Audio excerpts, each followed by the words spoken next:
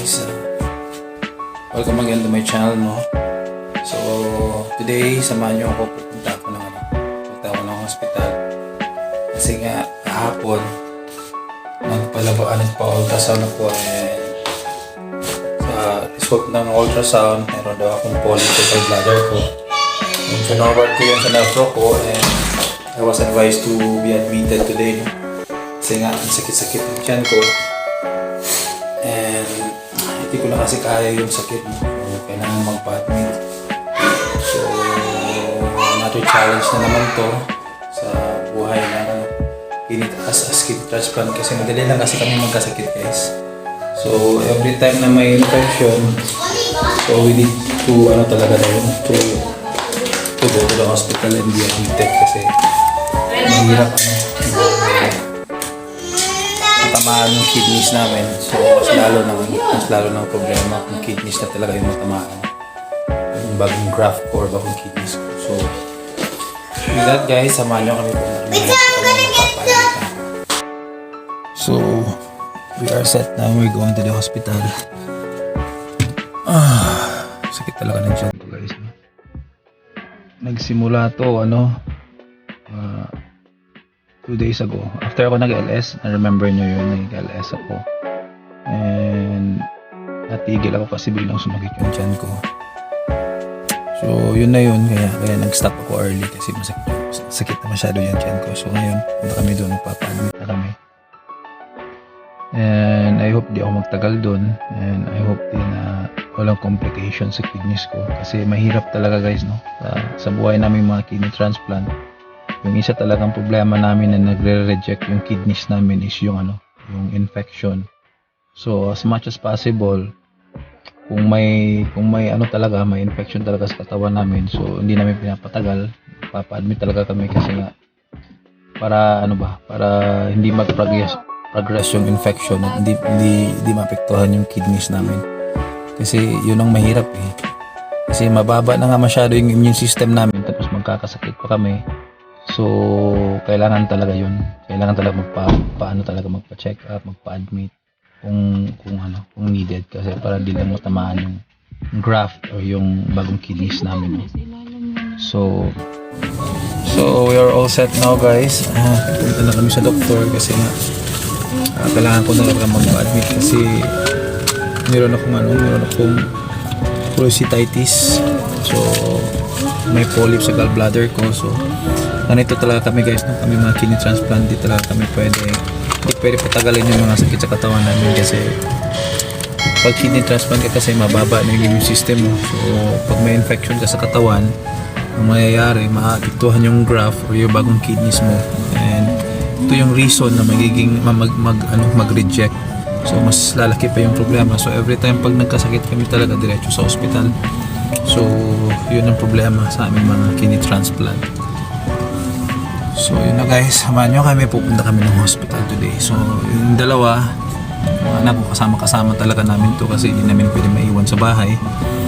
Kasi nga yung mama at papa ko matanda na, so ayaw din namin silang madisturbo. So every time talaga na-admit ako kasama tong dalawa.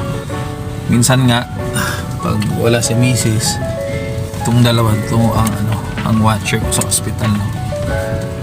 So ginagawin na kami sa hospital and hoping na hindi talaga malala yung sakit ko kasi yung na-receive ko kasi yung result ng ultrasound ko, sinesearch ko talaga sa Google, sinearch ko sa Google and then nalaman ko na may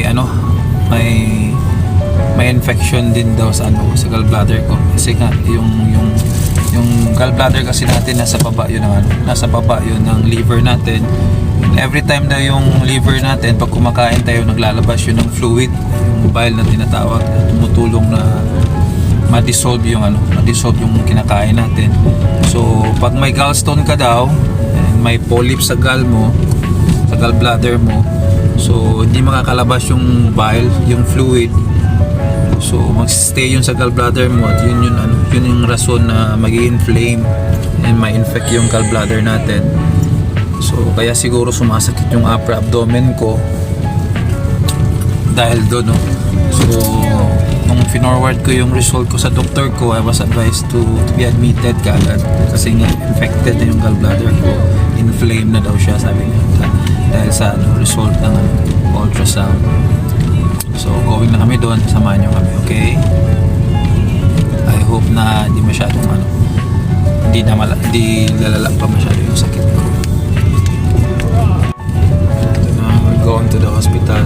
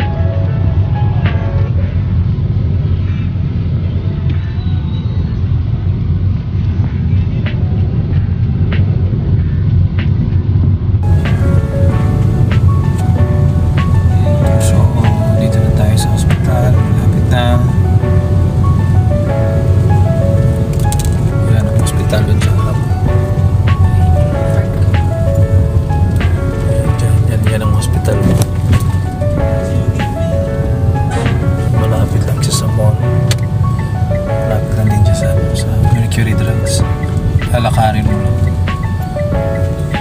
So kung may gamot na hindi mabili sa loob, dali lang magbili.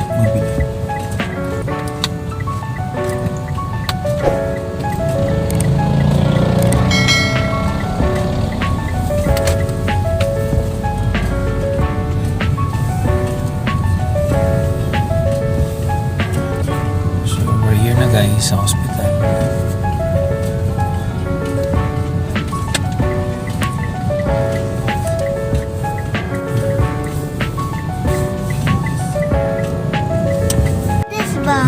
So dito na kami sa hospital guys, pero di pa kami pumasok doon.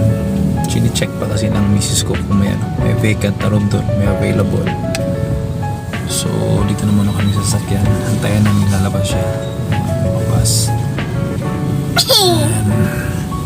Magre-relax muna kami dito kasi masakit yung tiyan ko. Tapos may bata pa dito, makulit. Ano si Mami?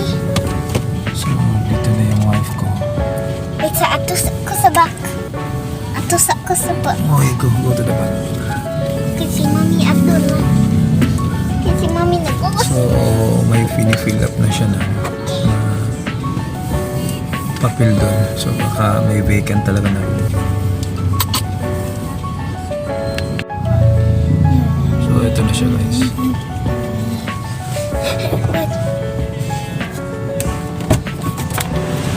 May laksa may. Kita. Ulo na ta? Antigen pa ka. Antigen pa. Mas. Magkuha sa pumas. Magkuha sa pumas. So, kailangan ko pa daw mag-antigen, no? So, yung hirap ngayon sa pandemic kasi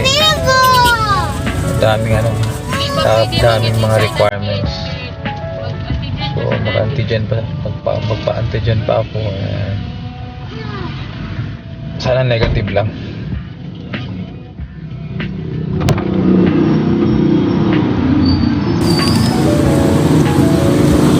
Lock, please.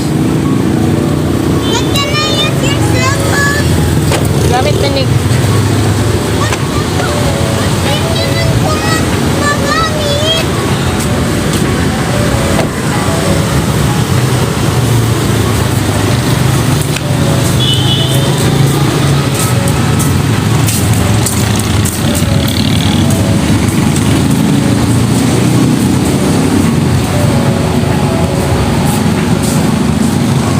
Irma sa dad.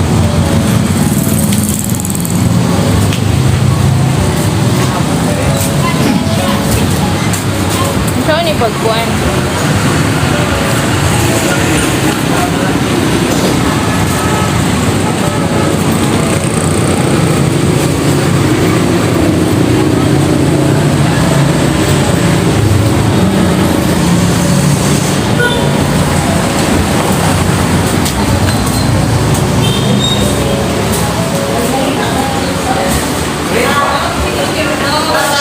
Mabayad lang sa Bayad yan. sa kuan sa cashier anak ko.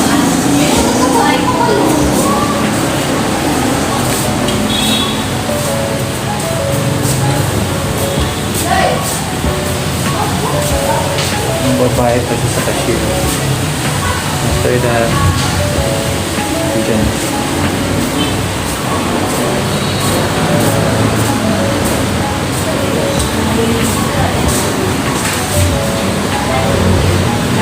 PWD? Nakalimutan mo yung ano. Saan mo gibati rin sir?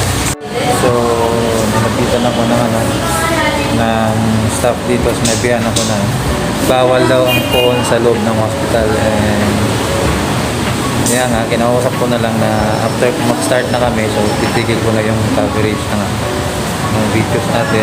Yung wife ko pala, naiwan niya yung PWD ID ko. So, kailangan niyang balikan kasi may babayaran para dati dyan. So, this is it for muna ngayon guys, no? So, later na lang siguro pag nasa loob na ako ng room ko. So, dito pa rin ako sa isolation guys, no? Inaantay ko